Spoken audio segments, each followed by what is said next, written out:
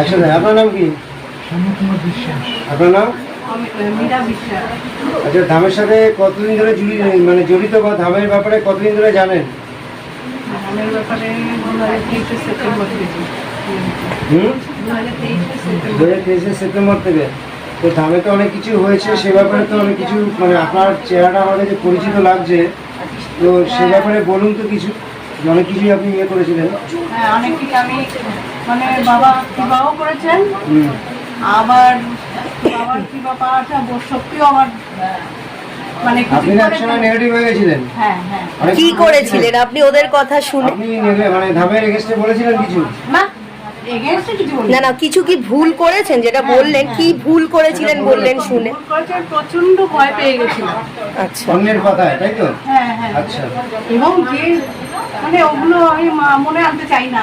আচ্ছা, ঠিক আছে, যাই হোক। তারপর আবার হঠাৎ করে ধামের পক্ষে কি ব্যাপার, কি একটা আমার তখন যেন নিজের মধ্যে আমি নিজে শেষ হয়ে যাচ্ছি। না, আপনি কি করেছেন? ধামের কি বললেন যে ভাসিয়ে দিয়েছিলেন, কি ধামের ছবি ভাসিয়ে দিয়েছিলেন? হ্যাঁ। ওদের কথা শুনেই আপনি নেগেটিভ হয়ে এটা করেছেন? নেগেটিভ না, এতভাবে নিজের মধ্যে হচ্ছে যে আমি কি করছি। ধামের ছবি ভাসানোর পরে কি কিছু এফেক্ট পেয়েছেন ভালো মন্দ, সেটা বলুন। হ্যাঁ, সেটা বলুন। সেটা হচ্ছে ওনাকে প্রচন্ড ভাবে ডিস্টার্ব করছে। ভাসানোর পরে কে ডিস্টার্ব করছে জানি না, অলৌকিক ভাবে ওটা ঘটছে, তাই তো? মনে হচ্ছে যে বাবাই আপনাকে গাইড দিচ্ছে, তাই তো? আচ্ছা, কিন্তু বাবা দয়াও করছে, আমি যে বুঝছি না। কি বলবেন ধামের ব্যাপারে? এটা কি বলবেন? এটা কি আমি বলবো আর কেউ যেন এরকম ভাবে জীবনে অন্যের কথা প্ররোচনা হয়ে একদম না।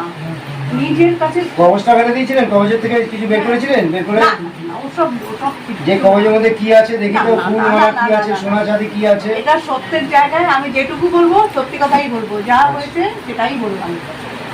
আচ্ছা, তাহলে আপনি স্বীকার করছেন যে অন্যের কথা প্ররোচিত হয়ে আপনি ভুল করে ফেলেছেন। ভুল করেছিলেন, বাবার কাছে এখন ক্ষমা চাইছেন, তাই তো? হ্যাঁ, অবশ্যই। আর বাবার থেকে কৃপা পেয়েছেন?